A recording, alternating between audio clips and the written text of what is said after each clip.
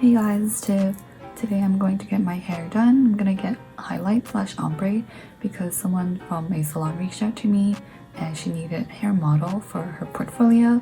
So actually she reached out to my roommate as well, and my roommate already did hers and it came out pretty nice, so I'm kind of looking forward to it. Right now I'm at my co-worker's place. We had Photoshoot last night, so we had a gathering with a bunch of company people and we had drinks, blah blah, stayed out late. So I ended up just staying at my co-worker's place, and I have to get ready really quickly, but my voice is so raspy because I was screaming at karaoke. And actually I was supposed to have my tripod and have a mic, but I didn't have any of that, so now I'm just filming on my phone, and I'm supposed to wear white and I didn't know that either. I don't even know if this video is gonna be up, but we'll see.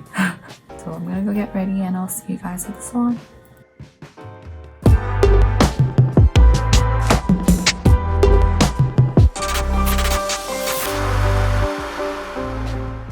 I just got to the salon and it was actually very pretty inside. I was pretty surprised because I've been to the Juno Hair and E-Day before and it was not this pretty, and this place really looked like a cafe or a bar. And before I actually started filming, my stylist already gave me a haircut and she gave me side bangs, which I'm not sure how I feel about because I never had side bangs before and I know that they do take a lot to manage and curl and blow dry, and I'm just kind of too lazy to do that, so I'm a bit worried how they will turn out. And I'm pretty much prepared for the hair dyeing process with the ear cuffs and the face mask to prevent dye from getting on my ears and face, and I am just waiting for my stylist now. So I'm pretty glad they gave me these snacks to munch on because I didn't even eat breakfast before I came, and these snacks are actually pretty common for Korean salons. They always kind of give snacks and tea and coffee. This is my view during the whole treatment, just other people getting their hair done. My stylist was just making conversation with me and asking me about what I film and what I do in general. And she also talked about how my roommate Nicole already came and was filming as well. And if you guys haven't seen her video, you can also check hers out. I think I might have been talking about how I told her I wanted to film the process, but when I showed up I didn't even have any of my proper equipment with me because I slept over at my coworker's place. I didn't have my tripod, I didn't have my camera, and I was just filming on my phone propped up against a hand sanitizer bottle, and I didn't even have a mic, so I couldn't even catch any sound or voice. It was just very makeshift and last minute, even though I asked her in advance if I could film, so I kind of feel bad. Just gotta make it work. So she started dyeing from the back of my hair, so I wasn't really sure what she was doing and I was just kind of dazing off. Not really sure what I was thinking about here, but probably thinking about what I have to say for this voiceover because it is my first voiceover, and yeah, I think I'm still thinking about it now, what would I have to say. And now she's working on the front, so you can kind of see what she's doing. She would pick up little bunches of hair and then pick out little strands from that bunch to highlights, and then she would dye it and then fold it into these foils, and it kind of looks like it's just food. You know how you would wrap enoki mushrooms with cream sauce and bake it? Yeah, that kind of is what it feels like. I just have a bunch of enoki mushrooms and foils in my hair. Honestly though, these hair treatments are so tiring. They take hours and you have to sit still. You can kind of see how tired I am. And now she's coming back to work on the roots of my hair and kind of just getting the colors to be even, because before you could see how my roots already grew out. So it's very dark on top, but I have bleach ends, so she had to kind of lighten the roots of my hair again. And actually I told her during the haircut that I have some scalp issues and my scalp gets really dry and dandruffy, so she especially sprayed in scalp protectant in my hair, which I was very grateful for because apparently for my roommate, her scalp really stung during this process, and for me I actually didn't feel any stinging at all. And I know that from other salons your scalp does sting if you dye or bleach your scalp. So I'm really glad that I told her in advance about it, and the protectant really worked amazing. I actually showed this process to my boyfriend before, and this is a picture that he sent me. He said I look like Ihori over here with the crazy hair. And now I feel like I look like Princess Leia because I just have like 2 big buns of tin foil on my hair. After 15 minutes, my stylist came back to check on how the dye set in, and it worked pretty well, so she started pulling out the foils.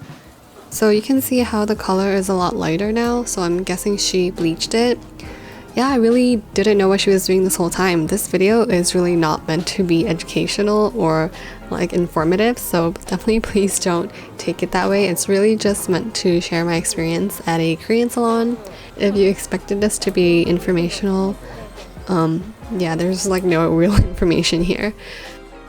And now it's time to get it all washed off. By the way, this mask is actually pretty irritating because you can kind of just like feel the tape on your forehead, and then everything is very foggy. It's like wearing a pair of like dirty and smudged glasses, if that's a good description. This is how the color looks after it's all washed out, and it's a very nice like ashy gray tone. And I can tell you now, as I'm filming this voiceover like 2 months after, that the color actually washed out really quickly, like maybe 3 weeks, and just kind of like back to the brownish tone that I had before. So yeah, it was only nice for about 2-3 weeks. This part, she's putting volume in my hair, which is actually the first time I've seen someone do volume like that. She would just put the hairbrush against my scalp and push up the hair and then blow it out. You can see like that bulge in my hair for the volume. And the hair roller that she put in my hair, these are actually very popular for like Korean girls because they almost all have bangs. So they always wear these rollers out and walk around. I never used one before, so I'm kind of thinking if I need to buy one just for these bangs, or do I have to walk around like this too?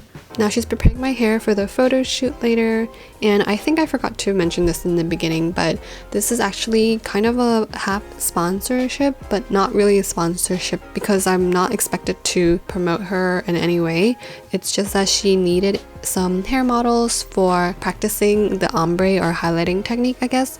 So I am getting a very discounted price. Usually dyeing your hair in Korea would be over $200. When I first came to Korea and I got like pinkish hair, it was about $400, but right now I'm only paying like 50 bucks. Highlights are usually more expensive because there's more technique to it, I think. Like you have to put more work into picking out the strands. So yeah, just kind of like a disclaimer that this is not a sponsored video, but it is kind of like a discounted experience. And this is how it looks like when you pull out the hair roller. Yeah, it already looks like it's gonna take a lot of work to manage the side bangs. Like I don't even have my own hair dryer because I rarely use it, and the one I had, I sold it, and now I'm just sharing my roommate's hair dryer, and even then I don't really use it very often. So yeah, I don't think I'm gonna put in this much effort to style my hair like this, and I'm just kind of worried now. Actually, this hair, I feel like a lot of Korean girls have this similar hairstyle, but for some reason when I got it, a lot of my friends said I look even more like American, like ABC. So I think it's kind of interesting how, of course, everyone has a different vibe, even if you have the same hairstyle. So definitely make sure you get something that fits your own like style, because it might still turn out different even if you get the same exact hairstyle. Now it's time for the photo shoot, and she was actually very detailed with this. Like she would recurl my hair or like hairspray a certain piece of hair into the spot. If you think a certain hairstyle looks really nice in photo, like I don't think you would be able to get that hair naturally even after you get the hairstyling done. Like you would definitely have to be very detailed in like hairspraying your hair to that certain spot to get that same feel. Even after she put so much hairspray into my hair, it was really humid that day, so I think maybe 30 minutes after I stepped out of the salon, it just all kind of flattened out already. So it was a little bit disappointing because she did style it super nice, and I really liked how it turned out. It was very pretty.